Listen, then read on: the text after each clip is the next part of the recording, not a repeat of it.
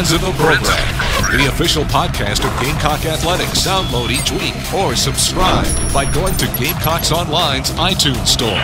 Now, Andy Demetra. Thank you, Jeff Lawrence, and welcome to the brand new Friends of the Program podcast on GamecocksOnline.com. This is your new way to enhance your fan experience of Gamecock basketball and Carolina athletics. In this space, we will be doing things few, if any, college athletics websites around the country are doing for their fans, like bringing you in-depth one-on-one interviews with national columnists and guests talking not only Gamecock basketball, but SEC hoops and college basketball at large. Because let's face it, if you're a Gamecock basketball fan, you're also following college basketball outside of Columbia. This week, we talked with the prolific senior college basketball writer for CBSSports.com, required reading for any college basketball fan. Gary Parrish will stop by Friends of the Program. We'll also begin our Courtside Confidential series with the freshman Lakeem Jackson, your chance to get to know some of the Gamecock players a little better. Now, two ways you can be a friend of Friends of the Program. You can follow the links here on GamecocksOnline.com every Wednesday to listen, or much easier, you can subscribe on the Gamecocks' new iTunes store. That way, this will be delivered automatically to your iPod or media player every Wednesday, plus all the other exclusive content you'll get from the Gamecocks iTunes store. Best of all, it is 100% free. Now that that's out of the way, let's get after it, shall we? Let's welcome our first guest on our Friends of the Program segment. He is required reading, really, if you're a college basketball junkie like myself. Senior basketball writer for college sports on CBSSports.com. He is Gary Parrish. And Gary, thanks for stopping by. Of course, Andy. How you doing? I'm doing very well. Let's give everybody a little background about yourself. You cover college basketball for CBSSports.com. Prior to that, you covered Coach Cal and Memphis for the Memphis Commercial Appeal. I'm sure there was no dull moment covering Coach Cal there. But now on the national platform, and take folks behind the curtain a little bit, about how many games will you cover in person on a given week during the season? Oh, it varies. I mean, sometimes there's as many as, say, 4 or in a week, and sometimes, 1. It's one of the nice things about my job. There are a lot of nice things, but one of them is that I do what I want to do. They don't put any sort of budget restraints on me. They don't put any, they allow me to have free reign. I go wherever I want to go. Sometimes, and again, writing on a national level, unless there's unless it involves one of the really elite teams, that there's a great matchup or a great story somewhere, there's not always a game to be at. For instance, this week I'm not going anywhere during the week, but then in a few weeks I'll be at a game on a Monday night, a Tuesday night, and a Wednesday night. So it varies from week to week. How many articles or blog posts are you responsible for filing or expected to file every week, or does that pretty much fluctuate and is up to you as well? It fluctuates, and it's up to me. And my boss has sort of left it up to me because I'm sort of a self-starter. Like I'm consumed by work, and which will probably end my marriage someday. But for now, so far so good. But it helps in my profession. I during basketball season, I write every single day. There's not a day that goes by that I don't write a column. Monday, Tuesday, Wednesday, Thursday, Friday, Saturday, I'm usually at a game. Sunday, updating rankings. Everything else, blog multiple times a day, do videos, do radio appearances all over. And so I sort of, I think it's a little bit, it's part of the job. People think it's all glorious, and man, it must be great to get to go to these basketball games all the time, or to not have to get up and put on a suit and tie and go to an office. And those things are great. I wouldn't trade jobs with hardly anybody, but, they're long days and stressful days, and, I wouldn't wish some of the things I have to do or I choose to do on many people as well. Well, yeah, a lot of people don't understand when the game ends. Really, work for you just begins, because that's when you get into your game story or your analysis. I do have to ask you one question, though, Gary. Is ESPN full court a business expense for you?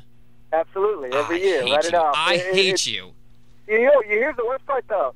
I don't get to see it that often. That's because, I'm not sitting at my house all day on Saturday watching college hoops or I'm typically gone or writing, and when you're writing, it's difficult to try to watch games. So I watch the marquee games, and then I'll have it always on in the background. But the problem with the job is that more often than not, on these great days of college basketball, where people sort of dive into the couch and watch all day, I'm typically on the road somewhere at a shoot around, then at lunch with some coach, then back at the arena, and I probably on a typical Saturday see less than your average hardcore college basketball fan. Yeah.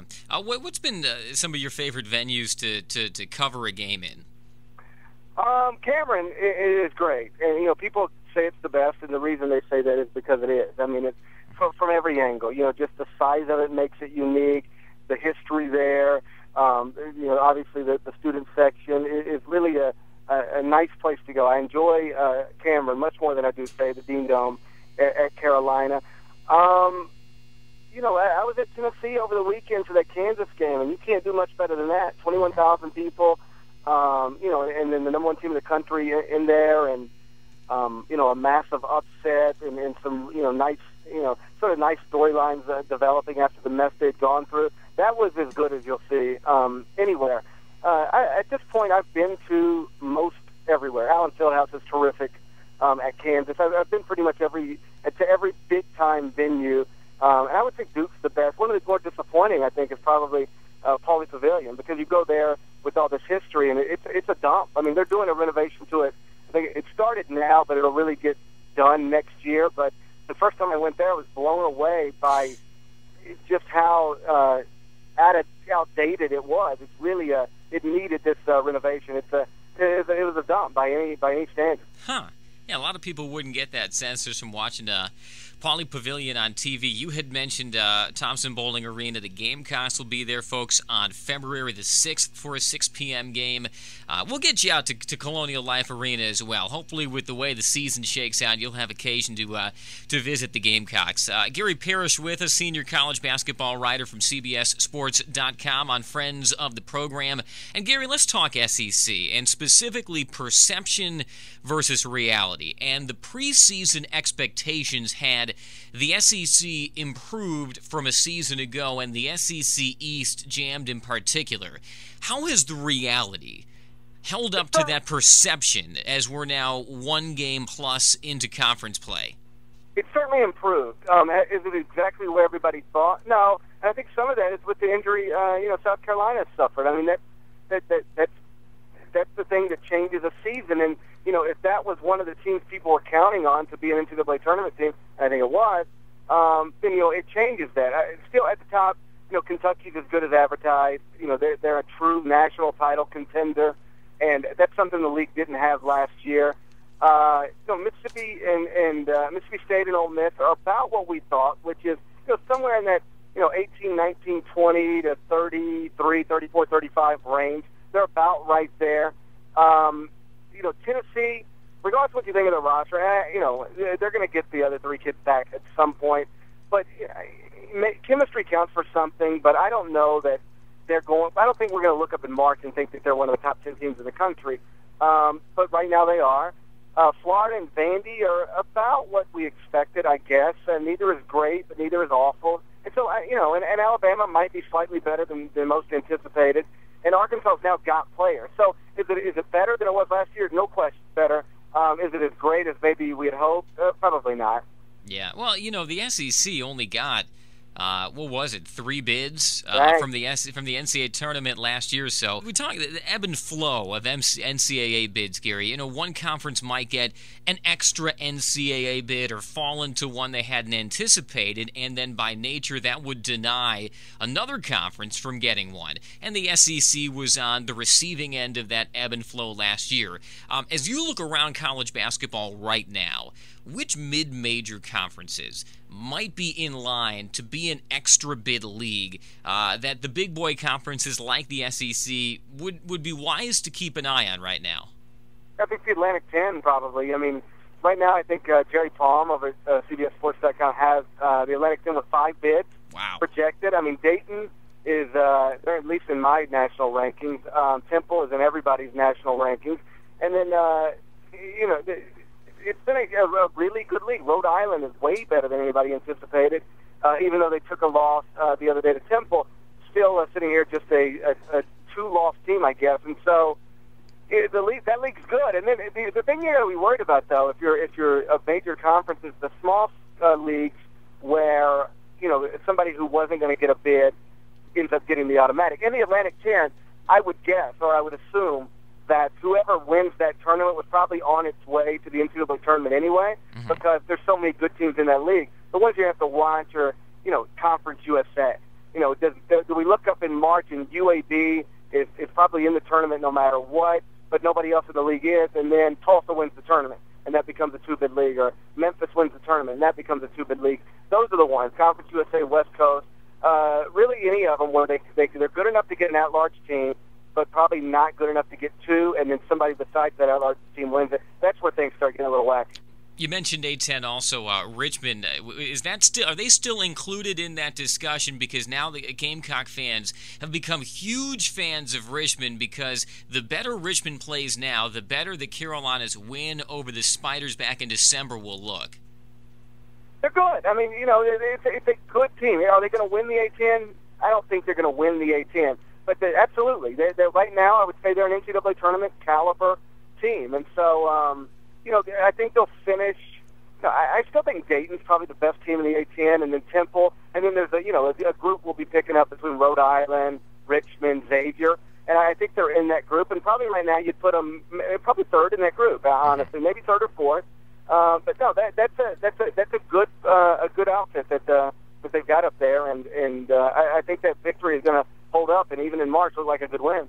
Let's dive into some individual teams, Gary, rapid fire in the SEC. And I know, reading your columns on CBSSports.com, you took some scrutiny this summer because you named John Wall your National Player of the Year, even though Wall at the time hadn't even suited up in a uniform. Now you're looking like a genius. Why didn't anyone believe you back in the summer?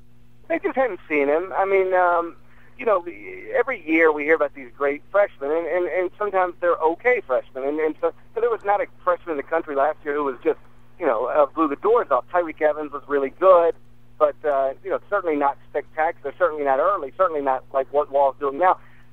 All the negative feedback I got about naming Wall the preseason National Player of the Year came from readers, came from fans. Never once did a coach tell me I was wrong. I talked to many coaches about it before I did it, including John Calipari. Nobody tried to talk me out of it, because the people who had seen this kid knew that he was a unique talent. There are very good freshmen that come in every year, and then there's guys who are just on a different level altogether. Kevin Durant was obviously one of them, and I think that John Wall is clearly another. In all honesty, I didn't expect him to be this great this quickly. I thought that, all I ever said, if you go back and look at it, was that by the time when March, April rolls around, he'll be recognized as the best guard in the country. That was sort of my qualifying statement. It turned out I didn't even need it, because he was the best right from the start, which is pretty amazing. And then you put in you add the physical tools to his the way he's a great teammate, his leadership. I mean, he's capabilities. He's a really special talent, and he's going to be not just a great college player, but not just I don't think he's just going to be a great NBA player. I think he's going to be a Hall of Fame caliber player, and a guy who makes $100 million, and everything that you want him to be. You get an opportunity to take him, you better take him. John Wall and the Wildcats come to Colonial Life Arena January 26th. There's a high probability the Wildcats will stay undefeated when they roll into Columbia. Gary, as you've watched UK this year, what might be their one undoing? And I gotta say, I watched them play in the UConn game at Madison Square Garden. I can understand where Coach Cal is maddened by this team, because sometimes it looks like an AAU team playing college basketball and all of the ills of that AAU style. But from where you sit, what might be the one undoing of this Kentucky team? Freshman stuff. They do rely on a lot of young guys. Now, I'd much rather have, 3 pros who happen to be freshmen than, a group full of seniors. People always talk about, experience. No. Experience is great. But if you've got, 3 seniors in your starting lineup, that probably means you've got 3 untalented guys. in your starting lineup. Otherwise, they wouldn't be seniors in college. Take the talent, take the pros every time. North Carolina, Kansas the year before that, Florida the 2 years before that. There's a track record, and it's a pretty clear-cut. What you need to win it all is NBA players, not good college players, not maybe one NBA player and a bunch of good parts, not seniors. The thing that you must have is NBA players, and they've got them. DeMarcus Cousins a little all over the place, in terms of, can he control himself in a tough environment? If he gets into can he avoid foul trouble, that kind of stuff. But, they've got they got 3 lottery picks on that team in Patrick Patterson, DeMarcus Cousins, and John Wall. They've got the best player in the country in John Wall. They might have the second most talented, not necessarily best, but most talented player in the country in DeMarcus Cousins. And the only thing I've seen problem with them so far is, and not the AAU stuff. I don't really buy into that so much because, one of the things they do, and John does, and it's made him successful both at Memphis and at Kentucky, is, he's got better players than you, so let him go play. I mean, he's not going to get in their way. Like, a lot of people would criticize Ben Howland when he had Jordan Farmar and Aaron Aflalo, and he's trying to coach every single offensive possession. John said, my job is going to be, I'm going to recruit better players than you, and then I'm going to let them beat your guys. The only complaint I see is that they tend to play up and down to the competition. When they get really hyped at the beginning, like against North Carolina, off the charts, first 10 minutes. Against Connecticut, off the charts, first 7 or 8 minutes. And then they against Louisville, off the charts, first 7 or 8 minutes. Then they come back to the pack. It's like they're not interested enough in just dominating somebody. They want to dominate them early, let them back in, and then beat them again. That's not a good way to live, particularly in a lose and go home event like the NCAA tournament. Gary, Gamecocks host Vanderbilt on Saturday. What is your take on the Commodores? Now, they were preseason third by the media in the SEC East. You had them fifth behind the Gamecocks in Florida. They beat Florida, but they also lost to Western Kentucky, whom the Gamecocks beat handily. What's your handle on Kevin Stallings' Commodores? They're about what I thought. I put them fifth, and so people just saw the 5 in Vanderbilt and said, you must think Vanderbilt stinks. But, if you read the text, I said they're right. I thought it was pretty clear. Kentucky and then Tennessee. And then after that, you could go South Carolina, Florida, and Vandy in any order, and nobody could really argue with you. I believe that then. I would still believe it if not for the injury of South Carolina. I think that changes things a little bit. Vanderbilt can finish third, but let's look at what they've done. I mean, they've got a few good wins. Not great, nothing great. They haven't beat a ranked team, and they've got some losses. They got 3 losses, none of them to a ranked team. They haven't played a team that's currently ranked yet, and yet they have 3 losses. So that alone suggests that they're not, proving anybody wrong or anybody who, so I always thought they'd be somewhere around, 25 to 40 on a national level, on a national scale. Somewhere in that 25 to 40 range. Maybe they can pop up into the national rankings at 21, 22, but also be on the bubble come Selection Sunday. I through 15 games, I don't think they've done anything to move me off that opinion. They're going to beat people at Memorial because, that's a weird environment, and they're really good there.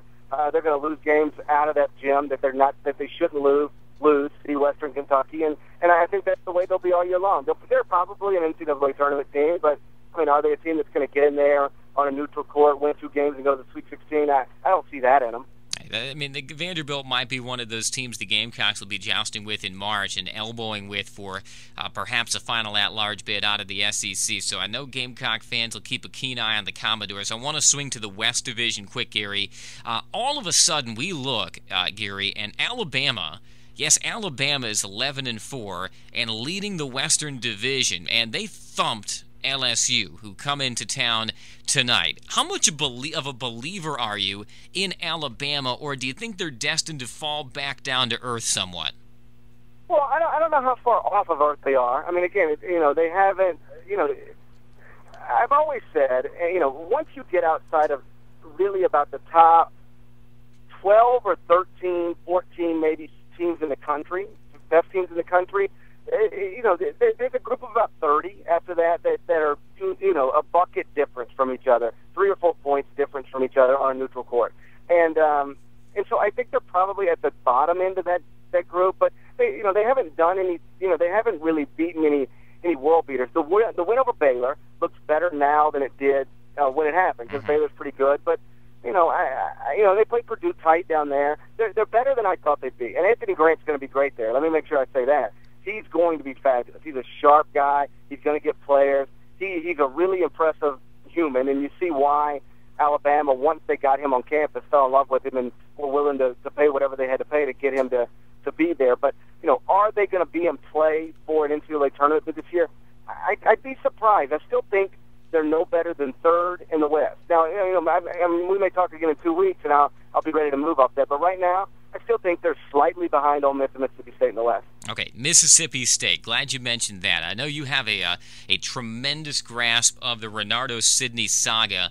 The Gamecocks will play Mississippi State. I'm looking at my calendar. They don't play them until February 27th, so near the end of the season.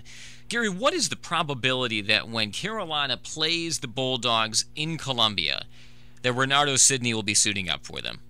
I would say 0%, except for that weird things can happen. So I'll put it at 1%. I mean, it's not going to happen. And, it's become a little bit of a mess. I mean, really what you need if you're Renardo is the university at least fighting for you.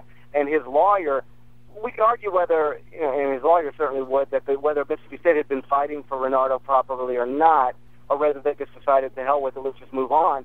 But once the attorney, Don Jackson, comes out and blasts the university the way he did last week, then that's over with. I mean, they're not going to do him any favors anymore.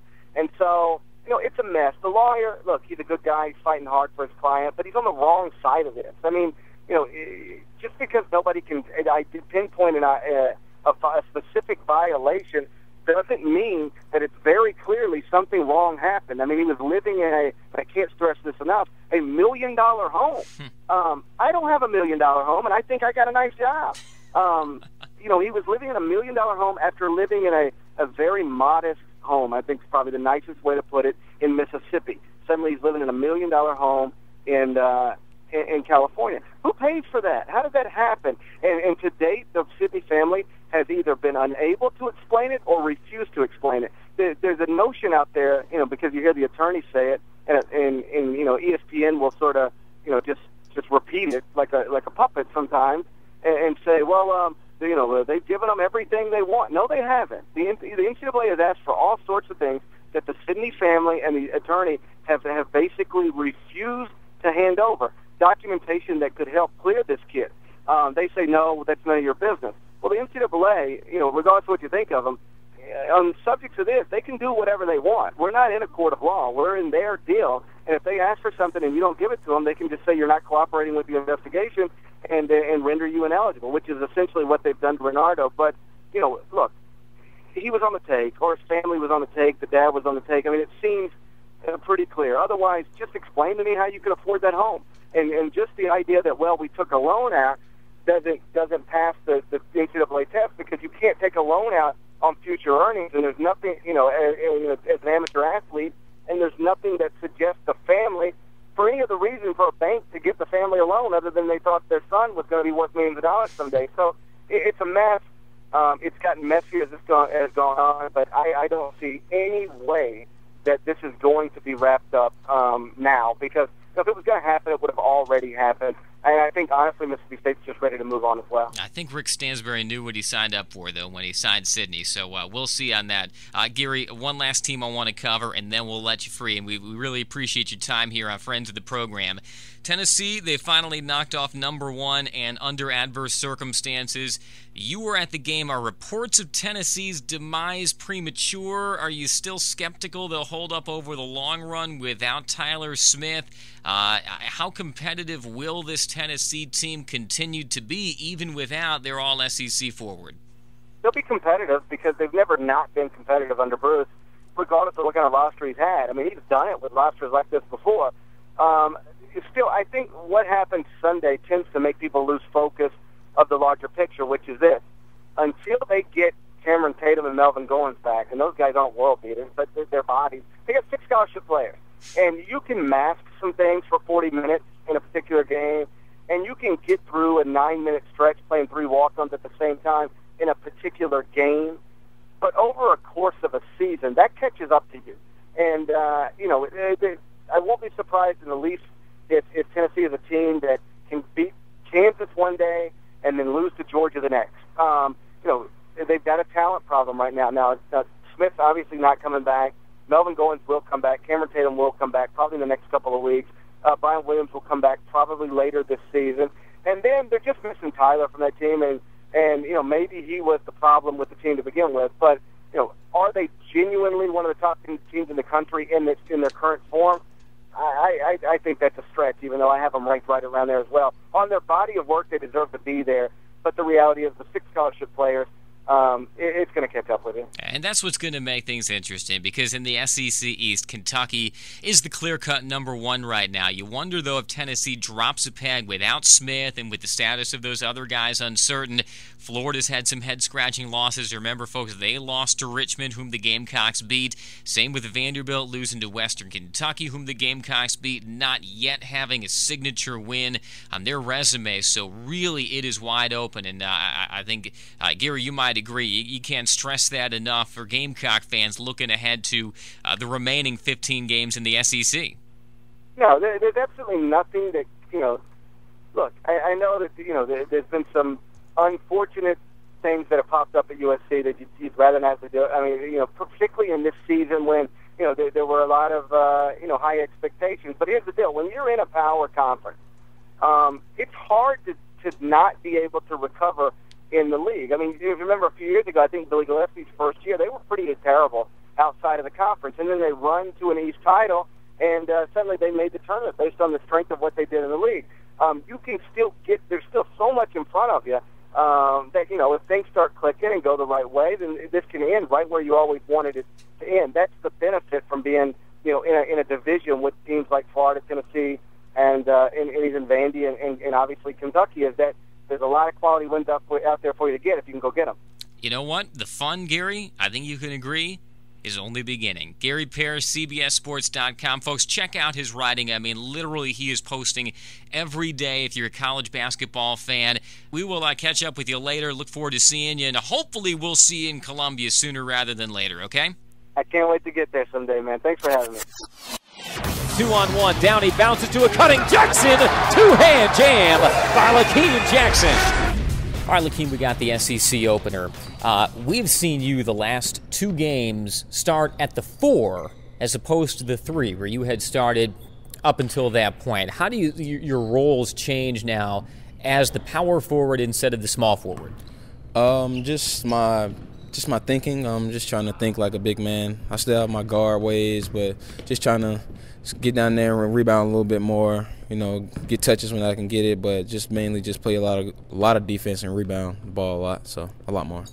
Everybody says you're built like a linebacker, you're built like a tight end, but you told me, and this might surprise folks, you never played organized tackle football growing up. Never played. My mom would never let me play. I played a little bit of flag football, play a lot in the neighborhood, but never play organized football. So. You had to take that aggression out on the basketball court, I imagine. Yes, sir, I did. So that's the only way. You have 3 older brothers. Mm-hmm. All of them played college basketball. Yes. Do you brag, though, over the fact that you are the only brother who's playing Division I basketball? No, I never did that. I know they all were good. I know they all could play Division I basketball, but, I guess the opportunity never came for them. But I know all my brothers were good, so I never brag about it. How instrumental were they in toughening you up as a ball player? I'm a younger brother myself. A lot of our folks listening are, and you had 3 of them to contend with. It was really tough. They just never never let me get anything easy.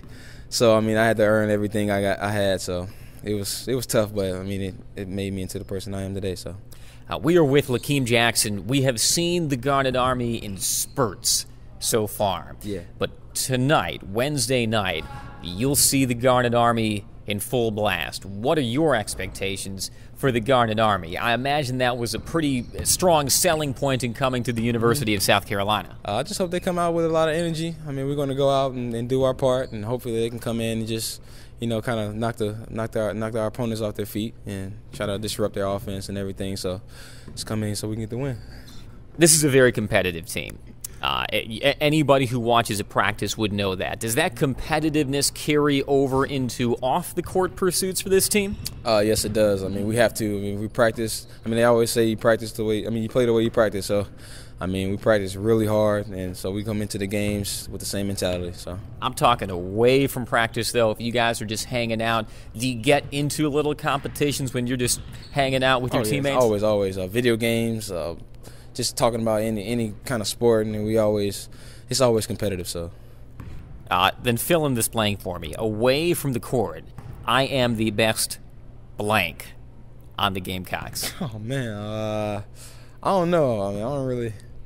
I was going to go with operatic tenor, but I feel like I'd be a little wrong. No, man, I'm not. That's probably Ramon on that that one. that would be very true. All right, Lakeem, final question for you. Tell us now, we are at the exact midpoint of the regular season, 15 games into a 30-game season.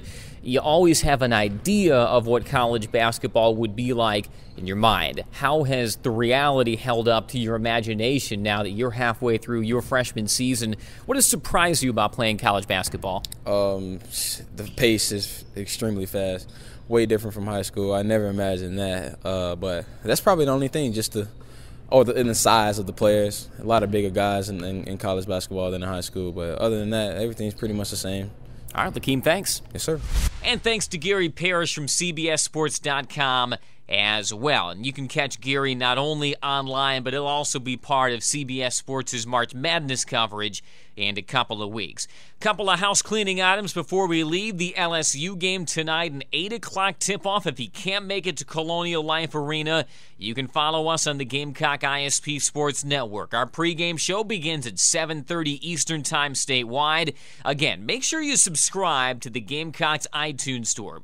Free, 100% free, and you'll not only get Friends of the Program delivered straight to your iPod or media player, you'll also get our Scene Setters, which we post every Friday, victory montages to celebrate Gamecock wins, all sorts of exclusive content from the Gamecock ISP Sports Network to enhance your fan experience. Folks, my name is Andy Demetra. Look for us every Wednesday. Thanks again for being a friend of the program. We'll see you next week. Friends of the Program is a presentation of Gamecock Athletics and the Gamecock ISP Sports Network.